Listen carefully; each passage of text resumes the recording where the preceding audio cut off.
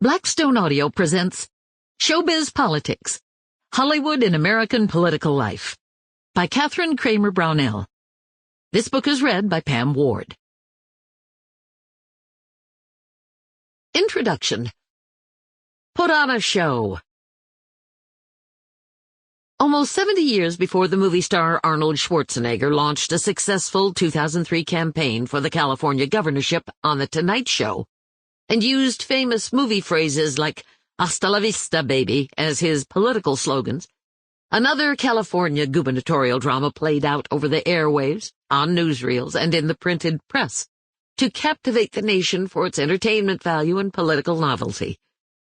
Long before advertising budgets for electoral campaigns soared past $400 million, the New York Times followed a California race that stood out as the costliest campaign in the state's history.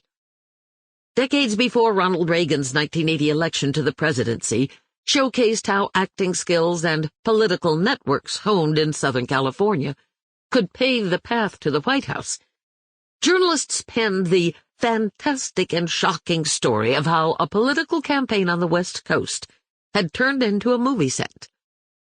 This California electoral battle in 1934 showed the political potential of the so-called Hollywood dream machine, and displayed strategies, assumptions, and tactics that Ronald Reagan and then Arnold Schwarzenegger would deploy to win high political office decades later. Long ago in California, the American public saw traditional political mudslinging meet a new media politics, and journalists and politicians alike watched with unease and concern as Hollywood spectacle transformed political life in Southern California.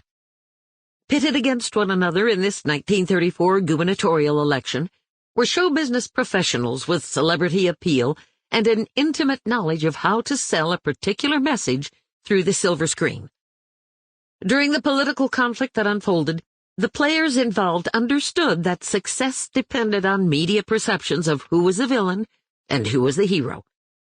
On one side stood the internationally known author Upton Sinclair, with an artfully crafted message designed for mass appeal to the unemployed across California, the United States, and even the world. Sinclair promised to end poverty in California, a catchy slogan that quickly became known simply as EPIC. Having risen to fame through a series of muckraking exposés on the malpractices and greed of corporations across the country, from the meatpacking industry to the motion picture industry, which frequently employed him, Sinclair focused his energies on reforming political corruption. Sample complete. Ready to continue?